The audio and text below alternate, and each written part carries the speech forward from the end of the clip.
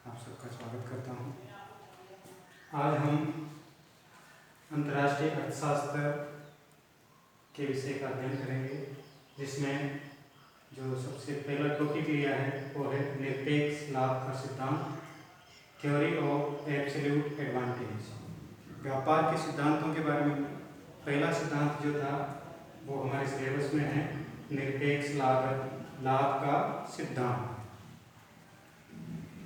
व्यापार के सिद्धांतों में सबसे पहले वाणिज्यवादियों के सिद्धांत आते हैं। वाणिज्यवादी जो अर्थशास्त्री, जो प्रमुख अर्थशास्त्री थे वो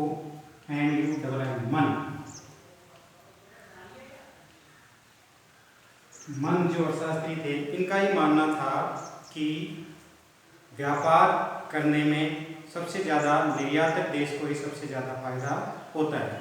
इसलिए इन अर्थशास्त्रियों का ये मान्यता थी कि ज़्यादा से ज़्यादा किसी भी देश को ज़्यादा से ज़्यादा निर्यात करना चाहिए और आयात कम करना चाहिए। जो देश जितना ज़्यादा निर्यात करेगा उस देश के पास में धन उतना ही ज़्यादा प्राप्त होगा और वो अधिक शक्तिशाली और अधिक सोने से संपन्न होगा। तो जो वाणिज्यवादी जो मर्केंटाइलिस्ट व्यापार के सिद्धांत थे उसमें यही था कि ज़्यादा से ज़्यादा निर्यात को बढ़ावा देते थे वो और आयातों पर कम करना चाहते थे। तो ये सिद्धांतों पर सुधार के लिए एडम स्मिथ ने सबसे पहले अपनी पुस्तक 1776 में वेल्थ ऑफ नेशन में निरपेक्ष लाभ का सिद्धांत दिया, जो एक वाणिज्यवादी अर्थशास्त्रियों के व्यापार के सिद्धांत पर एक सुधार है। वाणिज्यवादी अर्थशास्त्रियों का मानना था कि स्वतंत्र व्यापार नहीं होना चाहिए, निर्यात ज़्यादा होने चाहिए, आयात कम होने चाहिए। अब आयात कम होंगे, आयात करने वाले नहीं होंगे तो निर्यात तक देश किसको निर्यात करेंगे। इसलिए ये सिद्धांत एक पक्षीय रह गया। सबसे पहले एडम स्मिथ ने बताया कि व्यापार करके दोनों ही देशों को निरपेक्ष रूप से फायदा हो सकता है, आयातक को भी और निर्यातक को भी। तो सबसे पहले एडम स्मिथ ने निरपेक्ष लाभ का सिद्धांत प्रतिपादित किया और उसने सबसे पहले कहा कि स्वतंत्र व्यापार होना चाहिए। स्वतंत्र व्यापार से न केवल निर्यातक को फायदा होगा, आयातक देश को भी फायदा होगा। तो इसी सिद्धांत को उन्होंने नाम दिया निरपेक्ष लाभ का सिद्धांत। उनका ये मानना था कि दोनों देशों को व्यापार से लाभ हो सकता है। उनका जो सिद्धांत बताया गया उसमें उसके अनुसार ये बताया गया कि एक देश को उस वस्तु का निर्यात करना चाहिए जिसमें वो अधिक कार्यकुशल है या उस वस्तु को वो कम लागत पर उत्पादित करके अधिक कार्यकुशलता से अधिक उत्पादन किया कर सकता है। तो उस वस्तु को उसी वस्तु में विशिष्टीकरण करके उस वस्तु का अधिक कार्यकुशल तरीके से उत्पादन करके उसका निर्यात करना चाहिए, तथा जिस वस्तु के उत्पादन में वह दूसरी वस्तु की तुलना में निरपेक्ष रूप से कम कार्यकुशल है तो उस वस्तु का वह आयात करना चाहिए। इस प्रकार दूसरा देश जो जिस वस्तु के उत्पादन में जो कम लागत में उत्पादित करता है या उस वस्तु के उत्पादन में उसको ज़्यादा कार्यकुशलता है तो वो उस वस्तु का निर्यात करेगा, और जिस वस्तु के उत्पादन में उसे कम ज़्यादा लागत आती है या कम कार्यकुशल है तो वो उस वस्तु का आयात करके दोनों देशों को फायदा हो सकता है। तो ये सबसे पहले एडम स्मिथ ने बताया कि एक देश को उस वस्तु का निर्यात करना चाहिए जिसे वह निरपेक्ष रूप से कम लागत में उत्पादित करने में अधिक कुशल है, तथा उस वस्तु का आयात करना चाहिए जिसे वह उत्पादित करने में निरपेक्ष रूप से अधिक कुशल नहीं है। तो इस सिद्धांत की जो निरपेक्ष लाभ का सिद्धांत है इसका प्रतिपादित करने के लिए एडम स्मिथ ने कुछ मान्यताएं ली है प्रमुख। वो ये पहली मान्यता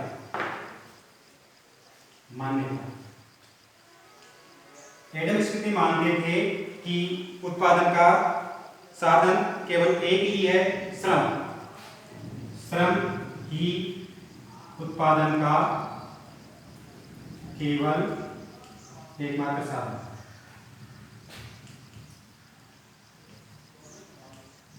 एडम स्मिथ का मानना था कि हम श्रम को अन्य साधनों के रूप में प्रयोग करके ही उत्पादन कर सकते हैं। दूसरी मान्यता है श्रम एक देश में पूर्णतया गतिशील है तथा दो देशों के बीच में गतिशील नहीं है। ये जो मॉडल है वो 2x2x1 का मॉडल है। इसका मतलब इसमें दो देश, दो वस्तुएं और एक साधन को लिया गया है। चौथी मान्यता, श्रम विभाजन व विशिष्टीकरण को आधार माना गया है। एडम स्मिथ ने इस सिद्धांत के पीछे जो basis of the trade, what is the basis of the trade जिसकी बात कही वो यही था कि श्रम विभाजन और श्रम के विशिष्टीकरण के आधार पर ही व्यापार होता है। एक देश उस वस्तु में विशिष्टीकरण करता है जिसमें वह अधिक कार्यकुशल है और कम लागत पर उसको उत्पादित कर सकता है, तो वह उसी वस्तु में अपने सारे साधनों को लगाएगा और अधिक उत्पादन करके उस वस्तु का निर्यात करके लाभ प्राप्त करेगा। अगली मान्यता है दोनों देशों में समरूप वस्तुओं का उत्पादन होता है। समरूप वस्तुओं में कोई विभिन्नता नहीं है।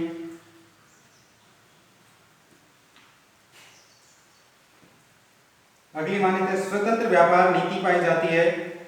तो एडम स्मिथ का जो पहला ही जो मैंने बताया कि एडम स्मिथ ने सबसे पहले कहा कि स्वतंत्र व्यापार से ही दोनों देशों को फायदा हो सकता है। तो सबसे पहले स्वतंत्र व्यापार नीति की बात एडम स्मिथ ने ही कही। पूर्ण प्रतियोगिता, पूर्ण रोजगार, ये स्थितियां पाई जाती है। ये एडम स्मिथ की जो सिद्धांत है उसकी मान्यताएं हैं। तो इन मान्यताओं को ध्यान में रखते हुए हम इस सिद्धांत का विश्लेषण कर सकते हैं।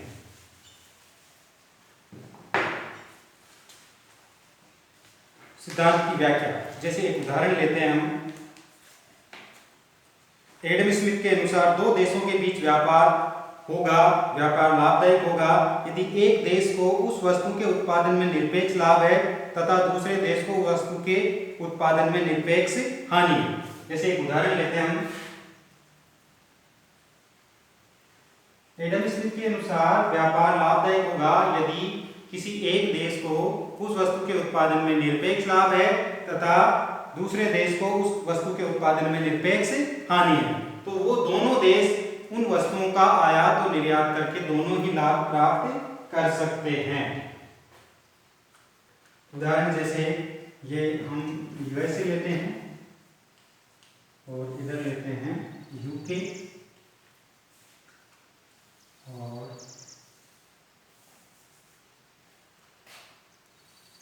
ये वस्तुएं लेते हैं।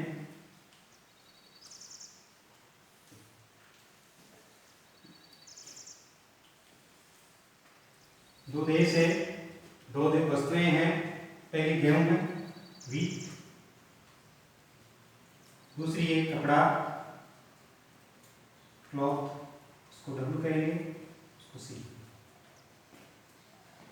और ये जो हम ले रहे हैं डिजिट वो है आउटपुट पर लेबर आवर, उत्पादन प्रति श्रम घंटा।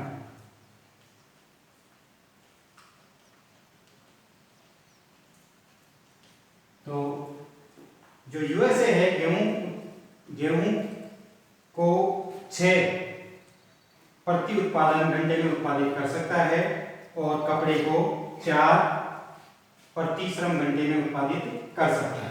और यूके 1 प्रति श्रम घंटा में गेहूं का उत्पादन कर सकता है तथा 5 कपड़े को प्रति श्रम उत्पादन घंटे में उत्पादित कर सकता है। तो इस उदाहरण से देखने से प्राप्त होता है, दिखाई दे रहा है कि यूएसए को गेहूं के उत्पादन में निरपेक्ष रूप से लाभ है या अधिक कार्यकुशल तरीके से वह गेहूं को उत्पादित कर सकता है। गेहूं के उत्पादन की लागत यूएसए में कम है, जबकि यूके कपड़े के उत्पादन को अधिक कुशल तरीके से कम लागत में उत्पादित कर सकता है।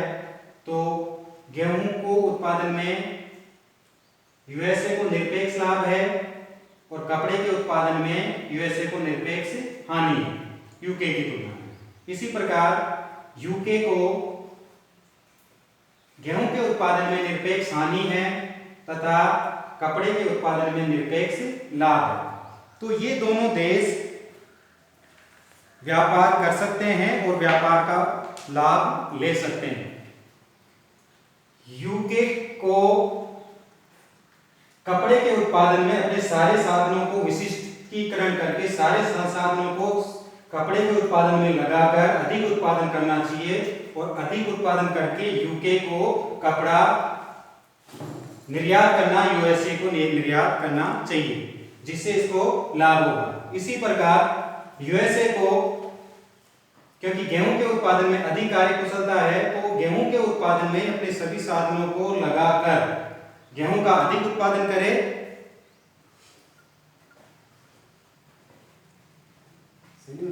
मैं 12 मिनट हो गए कर दूं। गेहूं के उत्पादन को अधिक उत्पादन करके गेहूं का निर्यात करे और कपड़े का आयात करे।